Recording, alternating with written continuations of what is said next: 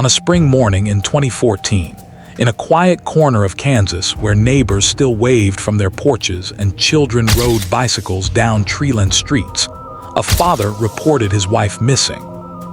The sun had barely risen over the wheat fields that stretched beyond the town limits when the first patrol car arrived at the modest two-story home on Maple Street. Inside, officers found a husband with red-rimmed eyes, two confused children clutching stuffed animals, and a kitchen where breakfast dishes sat unwashed in the sink. The woman's purse remained on the counter. Her cell phone lay charging beside the bed. Her car sat parked in the driveway. Yet Jennifer Morrison, 32 years old, mother of two, elementary school teacher beloved by her students, had seemingly vanished into the cool Kansas air without a trace. The question that would haunt investigators for years, the question that would eventually tear apart the careful facade of a seemingly ordinary marriage, was deceptively simple. How does a woman disappear from her own home in the middle of the night, leaving everything behind, without making a single sound loud enough to wake the man sleeping beside her? Lawrence, Kansas, in 2014 was a town of approximately 90,000 souls. Nestled in the northeastern part of the state, where the Kansas and Wakarusa rivers converged in a landscape of rolling hills and endless prairie. The downtown area still retained its 19th century charm, with brick buildings housing coffee shops and bookstores frequented by students from the nearby university. Beyond the commercial district, residential neighborhoods spread outward in concentric circles, each block a patchwork of modest ranch homes and two-story colonials. Their yards bordered by chain-link fences and mature oak trees that had weathered decades of Kansas storms. The Morrison family lived on Maple Street, a residential corridor on the eastern edge of town, where homes sold for reasonable prices and families stayed for generations. Their house, a pale blue two-story built in the 1970s, sat mid-block between a retired couple's bungalow and a young family with 3 children who often played basketball in their driveway. The neighborhood was the kind of place where people knew each other's names, where block parties happened every summer, where children walked to school in groups and parents felt safe leaving their doors unlocked during the day. Jennifer Morrison had grown up in a town 50 miles south, the daughter of a farm equipment salesman and a nurse. She had attended Kansas State University, where she earned her teaching degree with honors. Those who knew her during those years remembered a young woman with an easy laugh, someone who volunteered at literacy programs and spent her weekends hiking the Flint Hills with friends. She met David Morrison during her junior year at a campus coffee shop, where he worked part-time while completing his degree in business administration. Friends from that time recalled them as an affectionate couple, often seen studying together in the library, their hands intertwined across the table. They married the summer after graduation in a small ceremony at Jennifer's childhood church. David found work at an agricultural supply company, starting in sales and gradually working his way toward a management position. Jennifer secured a teaching job at Sunflower Elementary, where she taught 3rd grade and decorated her classroom with handmade posters featuring inspirational quotes and colorful drawings. Their first child, Emma, arrived 2 years into the marriage. Their son, Michael, followed 3 years later. From the outside, they appeared to be living the kind of stable, unremarkable life that many people aspire to achieve. Clear as throat, but for those who have ever lived in a small community, you understand that what appears on the surface rarely tells the complete story. Neighbors notice things. Coworkers pick up on tensions. Friends hear the pauses in conversations, the careful way someone might phrase an answer when asked how things are at home.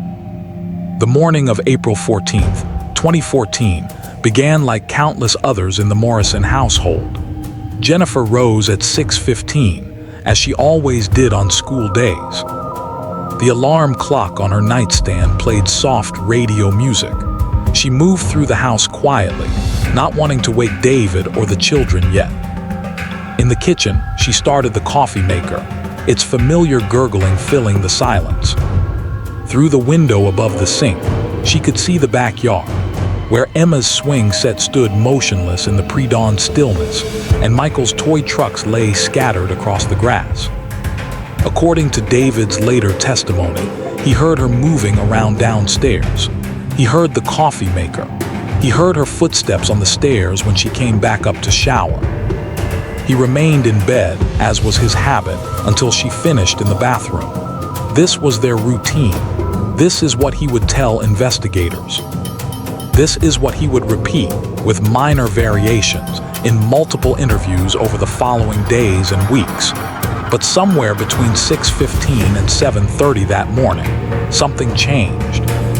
The routine that had played out hundreds of times before took a turn that no one could have predicted, or perhaps that someone had planned with meticulous care. David Morrison called 911 at 7:42 in the morning. The recording of that call would be analyzed countless times in the months and years that followed. His voice on the recording sounded strained, slightly breathless, the words tumbling out in a rush that investigators would later describe as either genuine panic or carefully rehearsed performance.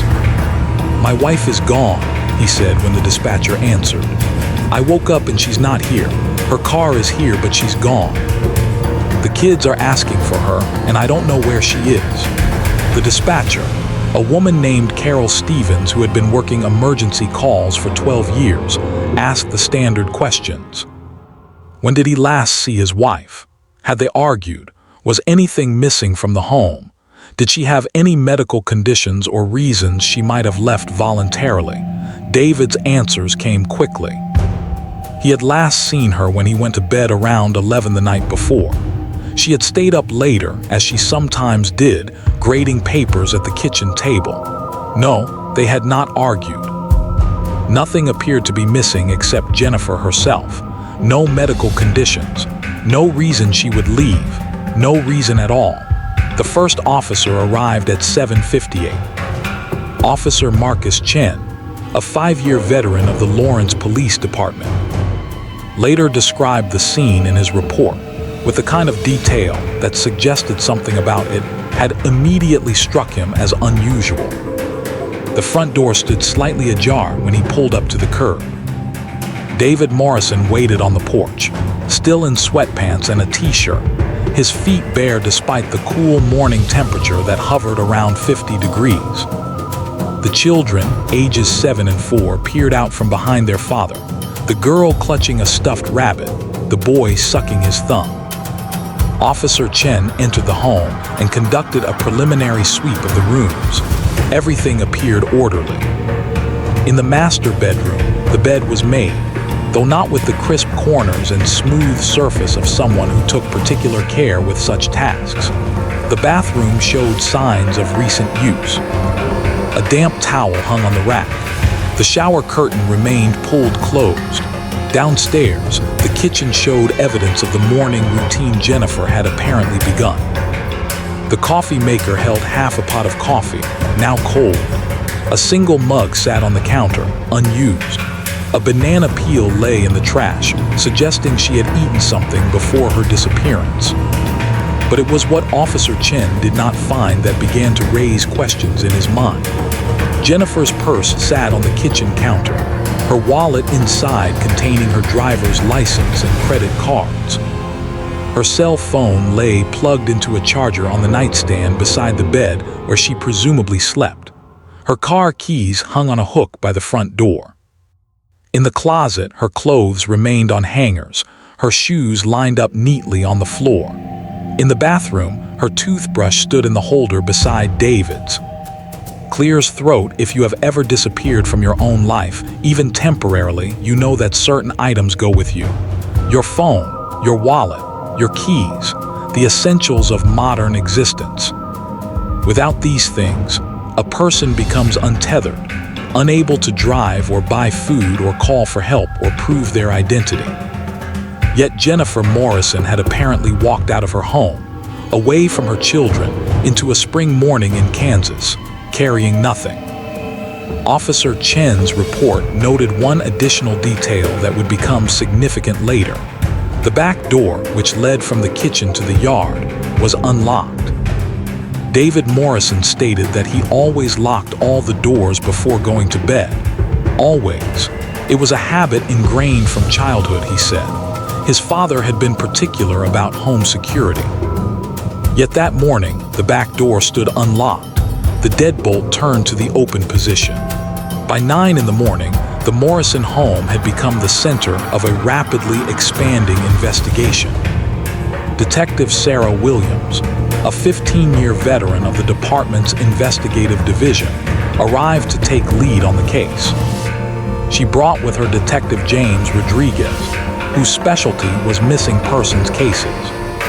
Together, they began the methodical process of documenting every detail of the scene, interviewing David Morrison at length, and organizing the search effort that would soon consume the entire community. The search began in concentric circles, radiating from the Morrison home. Patrol officers walked the neighborhood, knocking on doors, asking if anyone had seen or heard anything unusual during the night or early morning hours. The retired couple next door reported that they had heard nothing. Their bedroom faced away from the Morrison house. The family with 3 children on the other side had been asleep. No one had seen Jennifer Morrison leave her home. No one had heard a car engine starting or a door closing or voices raised in argument. By noon, volunteers had begun to arrive. Jennifer's colleagues from Sunflower Elementary came first, their faces drawn with worry. Then came parents of her students, neighbors from blocks away, members of the church the Morrison family attended occasionally. The university sent a contingent of students to help with the search. By mid-afternoon, more than 200 people had fanned out across Lawrence, walking through parks and along the riverbank, checking behind businesses and in drainage ditches, calling Jennifer's name into the spring air. The media arrived in the early afternoon. First came the local newspaper reporter, then television crews from Topeka and Kansas City. By evening, satellite trucks lined Maple Street, their cameras pointed at the modest blue house where a family's ordinary life had been shattered by an inexplicable absence. David Morrison stood on his front porch and made a brief statement, his voice breaking as he pleaded for his wife's safe return. The children stayed inside with Jennifer's parents, who had driven up from their home as soon as they received the call about their daughter's disappearance. Detective Williams conducted her first formal interview with David Morrison that afternoon in the living room of his home. The interview lasted 2 hours. David sat on the couch where he and Jennifer had watched television together countless evenings. He answered every question, his hands clasped in his lap, his eyes often drifting to the family photos that lined the mantelpiece. He described their marriage as happy, strong. They had their disagreements like any couple, but nothing serious. No, Jennifer had not seemed depressed or anxious. No, she had not mentioned wanting to leave or feeling overwhelmed. Yes, their finances were stable. No significant debts beyond the mortgage and car payments. His job was secure. Her job was something she loved. The children were healthy and doing well in school and daycare. When asked about the previous evening, David provided a detailed timeline. Jennifer had come home from school around 4:30. She had seemed tired but in good spirits. They had eaten dinner together as a family, spaghetti with garlic bread, one of the children's favorite meals. After dinner, Jennifer had helped Emma with her homework while David gave Michael a bath. They had put the children to bed around 8. Then they had watched television together for an hour or so, some procedural drama that neither of them particularly cared about, but that filled the evening hours. Around 10, Jennifer had mentioned that she needed to finish grading a set of spelling tests. She had taken the papers to the kitchen table. David had gone upstairs to bed. He had fallen asleep, he estimated, around 11. When he woke at 7:15 in the morning, Jennifer was not beside him. He had assumed she was already downstairs, starting her morning routine. But when he went down to the kitchen, she was not there. He had searched the house, calling her name. Then he had checked outside. Her car sat in the driveway. That was when he had called 911. Detective Williams made notes throughout the interview. Her years of experience had taught her to observe not just what people said, but how they said it. The pauses, the word choices, the moments when eyes shifted away. David Morrison's account was detailed and consistent, perhaps too consistent, she thought. People under genuine stress often struggled to remember exact times and sequences. Their narratives contained gaps and uncertainties. Yet David's story flowed smoothly, each detail leading logically to the next. She asked about the unlocked back door. David frowned, seeming genuinely puzzled by this.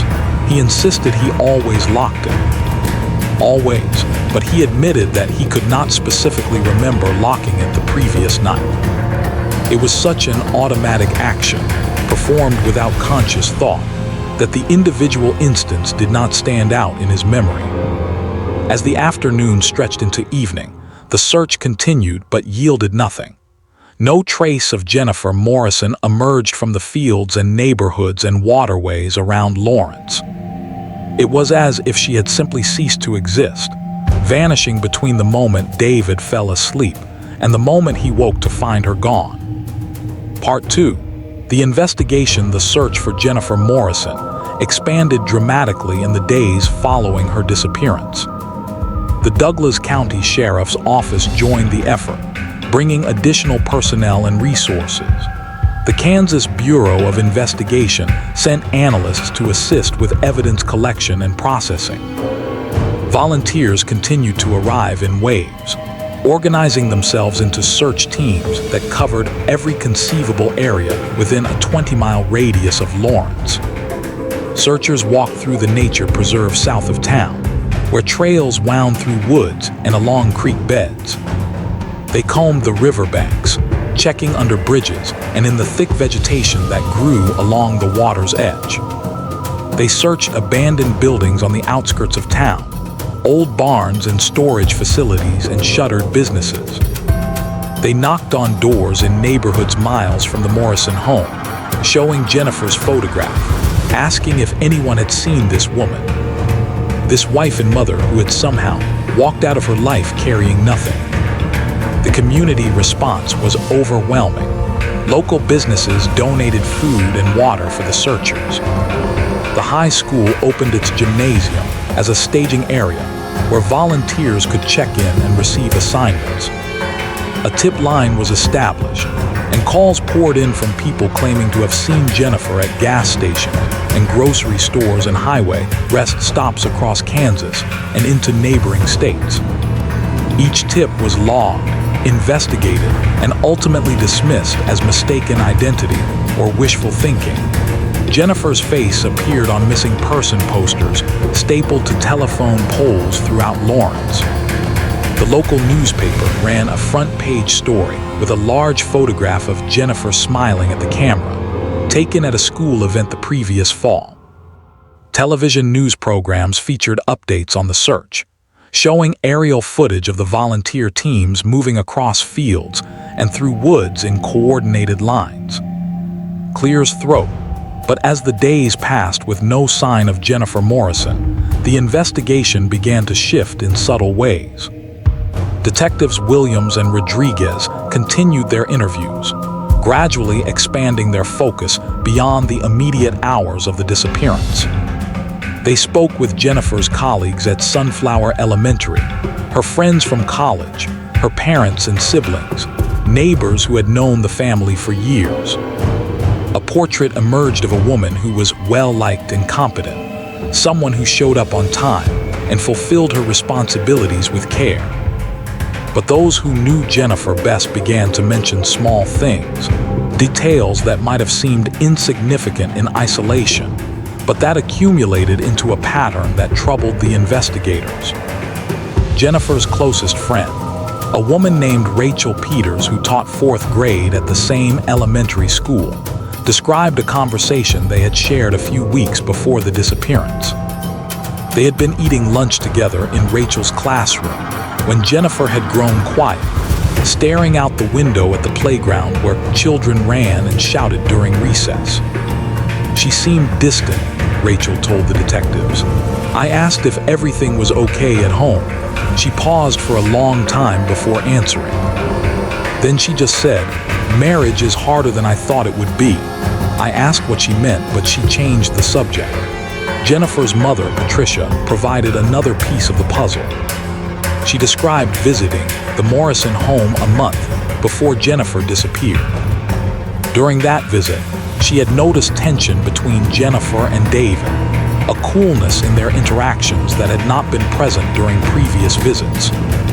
They barely spoke to each other, Patricia said, her hands twisting a tissue in her lap as she sat in the detective's office. At dinner, they talked to the children but not to each other. When I asked Jennifer about it later, when we were alone, she said they had been arguing about money. But something about the way she said it made me think there was more to it than that. Other details emerged through the patient accumulation of interviews and observations. A coworker of David's mentioned that David had seemed distracted at work in recent months, making uncharacteristic errors in reports and occasionally snapping at colleagues over minor issues. A neighbor recalled seeing David sitting in his car in the driveway late one evening, just sitting there in the darkness, not going inside. The physical evidence, or rather the lack of it, also began to trouble the investigators. The Morrison home was processed thoroughly by forensic technicians. They photographed every room, collected fingerprints, examined the back door and its lock for signs of tampering. They found nothing unusual, no signs of struggle, no blood. No indication that anything violent had occurred within those walls, but the absence of evidence can itself be telling. In a home where 2 adults and 2 young children lived their daily lives, where meals were prepared and clothes were worn, and activities generated the normal chaos of family existence. The master bedroom showed almost no signs of Jennifer's presence from the night of her disappearance. The bed was made, the bathroom was clean. The clothes Jennifer had worn the previous day were folded neatly on a chair. It appeared as if someone had tidied up, removing the random clutter that typically accumulated in a lived-in space. Detective Williams stood in that bedroom 5 days after the disappearance and felt the wrongness of it settle over her like a physical weight. She had been in hundreds of homes during her career. She understood the patterns of how people lived, the traces they left behind. This room felt staged, prepared, as if someone had carefully arranged it to present a particular narrative. She turned to Detective Rodriguez, who stood in the doorway making notes. "How does someone make the bed in the middle of the night without waking their spouse?" she asked. Rodriguez looked up from his notebook. Maybe she made it earlier in the evening before going to bed. But Morrison said she was up late grading papers. Said she came to bed after he was already asleep. Williams walked to the bed and examined the corners of the fitted sheet, the way the comforter lay smooth across the mattress. This was made with care. This took time. The timeline itself presented problems. David Morrison claimed he had fallen asleep around 11 and woken at 7:15 the next morning. During those 8 hours, Jennifer had allegedly left the house of her own accord, walking away from her sleeping family without taking any of the items a person would normally carry. The window of opportunity was wide, but it was also a window during which David Morrison was the only adult awake in the house, at least for part of the time. Investigators examined David's movements in the days leading up to Jennifer's disappearance. His credit card records showed normal purchases, gas, groceries, nothing unusual. His cell phone records revealed regular patterns of calls and texts, mostly work-related or brief exchanges with Jennifer about household matters. His work schedule placed him at the office during business hours, with no unexplained absences. Yet those who worked closely with the investigation whispered quietly among themselves about inconsistencies that nagged at them, small things that did not quite fit. David Morrison's demeanor during interviews struck some as oddly calm for a man whose wife had vanished. He answered questions with careful precision. He rarely became emotional, even when discussing Jennifer or the children.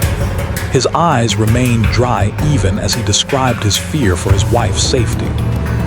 "In my experience," Detective Williams told a colleague over coffee one evening 2 weeks into the investigation, "truly desperate people are messy. Their stories come out in fragments. They repeat themselves, they break down. Morrison is too composed, too consistent." But composition and consistency were not evidence of wrongdoing. They were observations, intuitions, the kind of gut feelings that detectives developed over years of reading people and situations. They could not arrest someone based on a feeling that something was not quite right. The search continued through April and into May. The initial wave of volunteers dwindled as days passed without any discovery. The media coverage decreased as other stories captured public attention. The tip line calls became less frequent.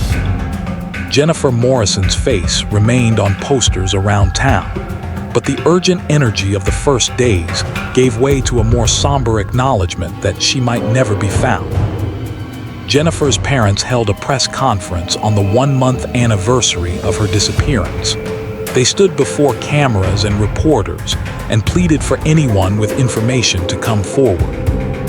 Patricia Morrison wept openly as she described her daughter, the kind of person she had been, the hole her absence had torn in their lives. Jennifer's father, Thomas, kept his arm around his wife's shoulders and spoke of the grandchildren who asked every day when their mother would come home. David Morrison attended that press conference but did not speak. He stood to the side, his hands in his pockets, his face impassive as the cameras captured his image. Later, some who watched the footage would comment on his detachment, the way he seemed separate from the raw emotion displayed by Jennifer's parents. Others would argue that grief manifested differently in different people, that some individuals retreated inward when faced with unbearable pain. The investigation began to slow as summer arrived. Detectives Williams and Rodriguez continued to work the case, but other cases demanded their attention as well. They had conducted dozens of interviews. They had processed every piece of physical evidence. They had followed up on hundreds of tips, yet they had found nothing that definitively explained what had happened to Jennifer Morrison. The case remained open, but investigators had exhausted their most promising leads. Without a body, without witnesses, without any clear evidence of what had occurred that April morning, they could only wait and hope that something would eventually break the case open. David Morrison returned to work at the agricultural supply company. The children went back to their routines, though Emma began having nightmares and Michael developed a habit of asking repeatedly when Mommy would come home. Life continued, as it always does, even in the wake of tragedy and mystery. But for those who had worked the case, who had walked through that too-clean bedroom and listened to David Morrison's too consistent story, the question remained suspended in the air like smoke. What had really happened in that house between 11 at night and 7 in the morning? And where was Jennifer Morrison? Part 3. The silence 18 months after Jennifer Morrison's disappearance. David Morrison made a decision that shocked those who had continued to follow the case. He sold the house on Maple Street and moved with Emma and Michael to a town 70 miles away, closer to his parents, farther from the memories that saturated every corner of Lawrence. The sale of the house generated renewed media interest briefly. Reporters questioned whether moving was appropriate when Jennifer might still return, might still need to find her way back to the place she had called home. David's response, delivered through a brief statement from an attorney, emphasized his need to give his children a fresh start, to escape the constant reminders of loss and the whispers that followed them through grocery stores and school hallways. The new town, a place called Oak Ridge with a population of 15,000, offered anonymity. People there knew about the Morrison case from news coverage, but they did not know David and the children by sight. They could walk down the street without neighbors staring. They could attend school and work without carrying the weight of being that family, the ones whose wife and mother had vanished without a trace. David found a job at a local hardware store, a position that paid less than his previous work, but required fewer hours and less stress. He rented a small house on a quiet street where oak trees provided shade and the neighbors mostly kept to themselves. Emma enrolled in 4th grade. Michael started kindergarten. They began the slow process of building new routines, new patterns, new versions of themselves that did not include Jennifer. But for those who have ever tried to outrun a truth, you understand that geography offers no escape from what lives inside. The past follows. The questions remain. The weight settles into bones and muscles and becomes part of how a person moves through the world. Jennifer's parents, Patricia and Thomas, struggled to accept the move. They saw it as abandonment, as David taking their grandchildren away from the place where Jennifer had lived and might still return. Visits became strained. Patricia would arrive at the house in Oak Ridge and walk through the rooms, noting what was missing from the children's lives. No photos of Jennifer on the walls. No mentions of her in casual conversation. When Patricia brought up Jennifer's name, David would grow tense and change the subject. "It's like he wants them to forget her," Patricia told her sister during one particularly difficult visit. "Emma asked me not to talk about her mom when Dad is around. Can you imagine?" A 9-year-old girl who has been taught not to mention her own mother. The children themselves displayed signs that troubled child psychologists who reviewed their case files years later. Emma developed perfectionist tendencies, organizing her room with meticulous care, becoming upset when anything was out of place. She excelled in school but had few friends.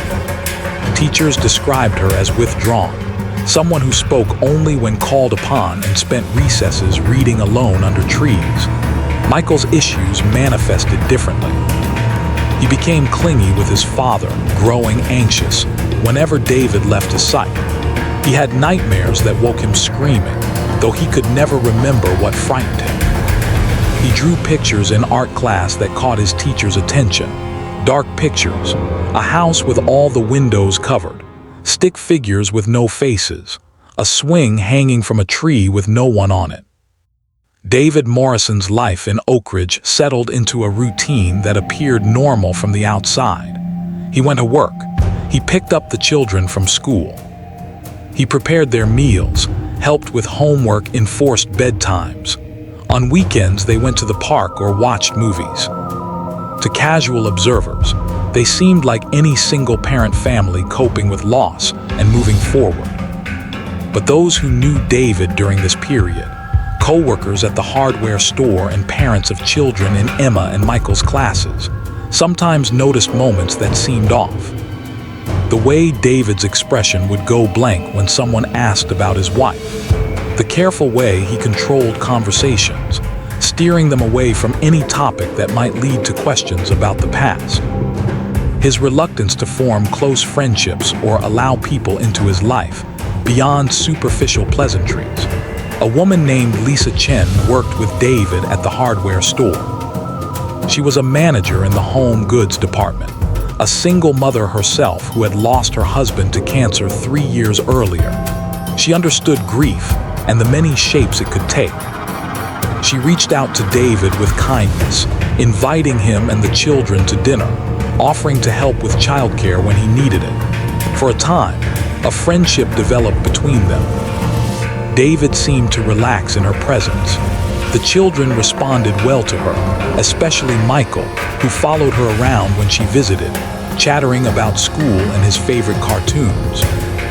But as their friendship deepened and Lisa began to ask gentle questions about Jennifer, about what had happened, David pulled away. He stopped accepting her invitations.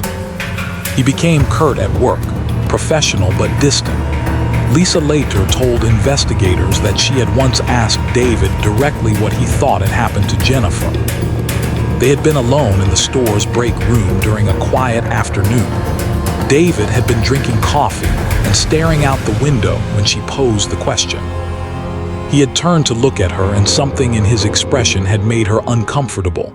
Not anger exactly, not defensiveness, something flatter and colder. "I don't know," he had said. "I was asleep." The way he said it, the finality in his tone, had ended the conversation. Lisa had not asked again. Clear as throat, 2 years after the move to Oak Ridge, Emma Morrison did something that would eventually change everything. She was in 6th grade by then, 11 years old enough to process complex thoughts but still young enough that certain truths remained partially hidden from her conscious understanding. Her school counselor, a woman named Margaret Torres, had been working with Emma for several months. The school principal had requested the sessions after Emma's teacher expressed concern about the girl's increasing isolation and occasional emotional outbursts. During their regular meetings, Margaret and Emma had worked on coping strategies and emotional regulation. They had talked about loss and grief in age-appropriate ways. Emma had remained mostly guarded, offering only surface-level responses to questions about how she was feeling. But one afternoon in late October, 3 years and 6 months after Jennifer Morrison's disappearance, Emma said something that Margaret immediately recognized as significant. They had been coloring together, a relaxation technique Margaret sometimes used with younger students. Emma was filling in a drawing of a house when she suddenly stopped, her crayon hovering over the paper. "Sometimes I remember things that I'm not supposed to remember," Emma said quietly. Margaret kept her own expression neutral, continuing to color her own drawing. "What kind of things?" Emma was silent for a long moment. Then so softly that Margaret had to lean forward to hear, she said, "About the night Mommy went away." Margaret's hand stilled on her own paper. She knew from Emma's file that the girl had been asleep when her mother disappeared.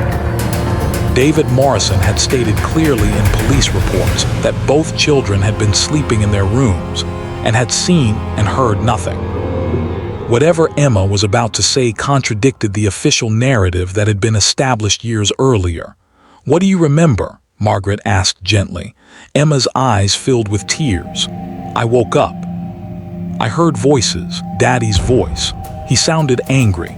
I got out of bed and went to the hallway. I saw him carrying something down the stairs, something big. He was breathing hard." "Did you see what it was?" Emma shook her head. "It was dark. I was scared. I went back to my room and hid under the covers, but I heard the back door open and close. Then I heard the car start." Margaret maintained her composure, but her mind was racing. "Did you tell anyone about this?" "Daddy asked me the next day if I heard anything during the night. I said no." He seemed relieved. "He told me it was important that I didn't worry about Mommy, that she was just away for a while. But I knew something was wrong. I could tell by the way he looked at me." The conversation continued for another 20 minutes. Emma described other memories from that night and the following days. The way her father had been different afterward, quieter, more careful. The way he had cleaned the house obsessively in the days after Jennifer disappeared, washing everything, scrubbing floors, throwing away things that Emma thought should have been kept. Margaret followed protocol. She was a mandatory reporter, required by law to notify authorities if she suspected child abuse or had reason to believe a child had witnessed a crime. That afternoon, after Emma's session ended, Margaret contacted the Douglas County Sheriff's Office and asked to speak with someone about the Jennifer Morrison case. Part 4. The revelation the call from Margaret Torres reached Detective Sarah Williams on November 3, 2017, 3 years, 6 months.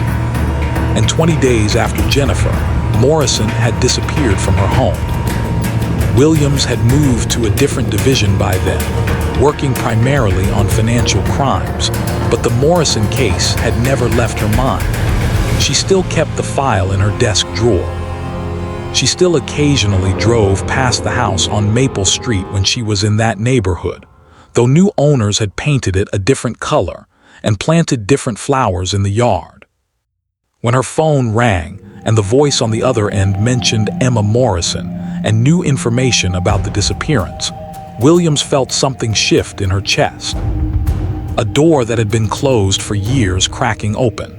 She drove to Oak Ridge that afternoon, bringing Detective Rodriguez with her. They met with Margaret Torres in her office at the school, reviewing her notes from the session with Emma. Then they conducted a careful, gentle interview with Emma herself, with Margaret present, and with all proper protocols for interviewing a minor followed meticulously. Emma repeated what she had told Margaret. She provided additional details. She remembered that the shape her father had been carrying had been wrapped in something, a blanket maybe, or a large plastic sheet. She remembered the sound of the car engine, how it had idled in the driveway for a few minutes before driving away. She remembered waking up the next morning and finding her father in the kitchen, his eyes red, his movements jerky and strange. "Did you see your mother that morning?" Williams asked gently. Emma shook her head. "Daddy said she left early for work, but her car was still in the driveway. I remember thinking that was weird, but I was little. I didn't understand." Over the following weeks, the investigation reopened with renewed energy. The Douglas County Sheriff's Office assigned additional resources to the case. The Kansas Bureau of Investigation sent senior investigators to assist. The Morrison case, which had gone cold and been largely forgotten by everyone except Jennifer's family and the original investigators, suddenly became active again. Detectives began by re-examining all the original evidence. They reviewed crime scene photos, witness statements, physical evidence that had been collected and stored.